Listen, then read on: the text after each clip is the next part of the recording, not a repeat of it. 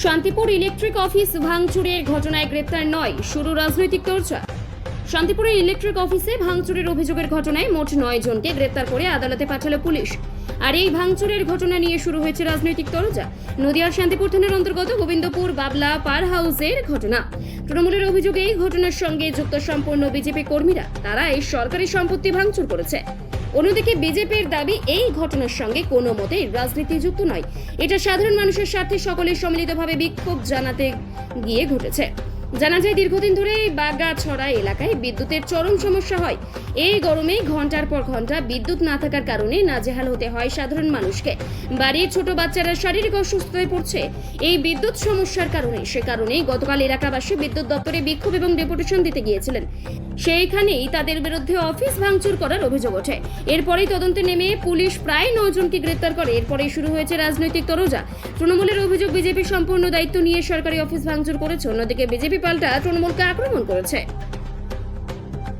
ঘটনা যেটা শোনা যাচ্ছে, এটা বাগাসরায় বিদ্যুৎ নিয়ে কদিন ধরে বাগাসরাতে বিদ্যুৎ সমস্যা হচ্ছে, এটা অল্প কিছুদিন ধরে এটা ক্রিয়েট করেছে। ওখানে নতুন সাবস্টেশন, আমি নিজেও আমার নেতৃত্বকে জানিয়েছি এবং সাবস্টেশনে গিয়েছি। ওখানে নতুন জায়গা সরকার খুঁজছে, জায়গা খুঁজে ওখানে সাবস্টেশন বসালে সমস্যাটা সমাধান হবে। এখন বিদ্যুৎ বিভ্রান্ত হচ্ছে মাঝে মাঝে, এজন্য আমরা দুঃখিত। কিন্তু এই ব্যাপারটা নিয়ে অহেতুক বিজেপির কিছু লোকজন নানানভাবে অফিসারকে হেনস্থা করছে। কালকে রাত্রেবেলায়ও কিছু লোকজন নিয়ে গিয়ে ওই সাবস্টেশনে গিয়ে রাত্রে ভাঙচুর করেছে।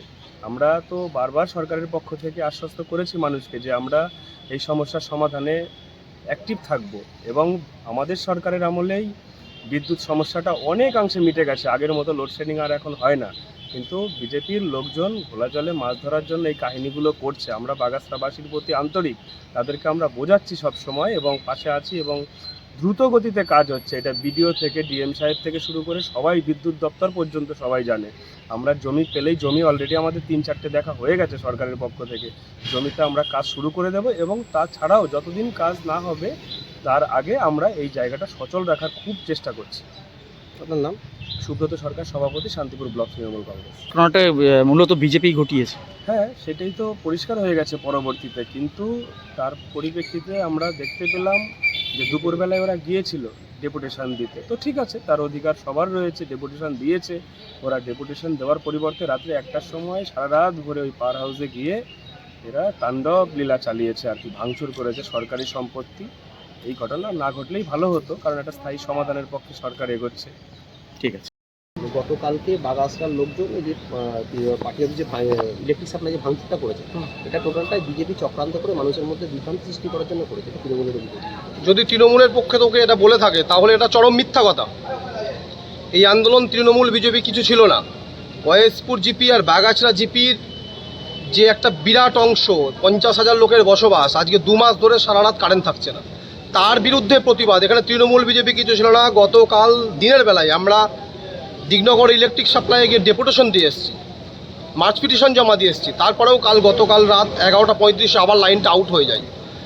তাই গয়েশপুর এবং বাগাছড়ার যারা শুভবুদ্ধি সম্পন্ন মানুষ, যারা প্রতিবাদ করতে জানে, সেই সমস্ত সুশিক্ষিত লোকজন কালকে আবার ইলেকট্রিক আমাদের পাওয়ার হাউসে এসেছিলেন। ওরা জানতে চেয়েছিলেন যে কি কারণে লাইটটা কাট আউট হয়ে গেল শুধু গয়েশপুর বাগাছড়া জিপির জন্য। এইটা, এর থেকে কোনো ভাঙচুর ঘটনা ঘটেনি। এখানে তৃণমূল বিজেপির কোনো আন্দোলন নেই। আমরা সামগ্রিকভাবে সমস্ত যারা অসহায় মানুষ, আমি নিজেও অসহায়, বা আমার বাড়িতে বাচ্চা আছে, রাতের যে কি দুর্বিষহ যন্ত্রণা ইলেকট্রিক না থাকলে সেটা আমরা জানি। আমরা সমস্ত আন্দোলনকারীদের পাশে আছি। এখানে তৃণমূল বিজেপি বলে কিছু নেই। না, ডেপুটেশন বিক্ষোভ দেখানো তো গণতান্ত্রিক অধিকার। অবশ্যই। তাহলে সেখানে পুলিশ ধরবে কেন? আমরা তো গতকাল দুপুরে ইলেকট্রিক সাপ্লাইয়ে ডেপুটেশন দিয়েছিলাম, আমার কাছে ডেপুটেশনের কপি আছে। পুলিশ এই যে ধরলো যাদেরকে, কি হ্যাঁ, কারণে হলো? পুলিশ ধরলো ওখানে রাত্রিরে গেছে।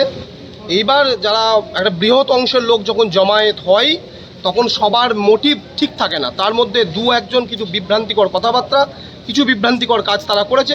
তার জন্য পুলিশ ওখানে বাছবিচার না করে যারা এই আন্দোলনের পাশে আছে, অনেক দিন ধরে আন্দোলনটা করছে, তাদেরকে এখানে ধরে এনেছে। এখানে কে দোষী কে নির্দোষ সেটা ব্যাপার না, পুলিশ সামগ্রিকভাবে সবাইকে তুলে এনেছে।